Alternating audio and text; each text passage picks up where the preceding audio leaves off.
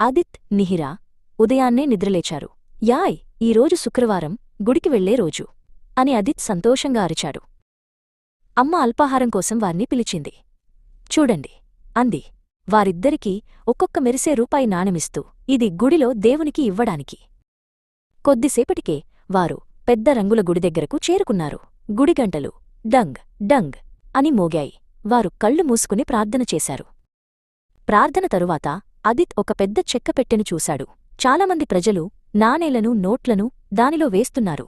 ఆ పెట్టె ఏమిటి నానా అని అడిగాడు. నానా నెమ్మదిగా వివరించాడు. అది గుడికోసం మనం డబ్బులు దాచుకునే పెట్టె. అది గుడిని అందంగా ఉంచడానికి, ఆకలితో ఉన్నవారికి ఆహారమివ్వడానికి సహాయపడుతుంది. పొదుపు చాలా ముఖ్యం.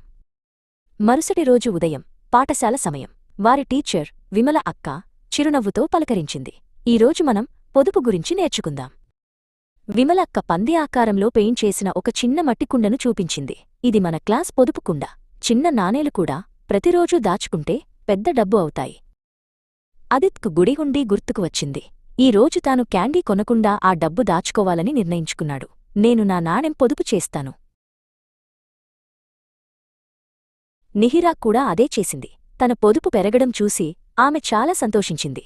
ప్రతిరోజూ వారు తమ చిల్లర డబ్బులో కొద్దిగా దాచుకున్నారు. డబ్బును ఆదా చేయడం ఒక పెద్ద ముఖ్యమైన పనిలా అనిపించింది. గుడి మంచి పనుల కోసం దాచుకున్నట్లే వారు తమ భవిష్యత్తు కోసం దాచుకుంటున్నారు. పొదుపు మనల్ని బాధ్యతగా, సంతోషంగా ఉంచుతుంది.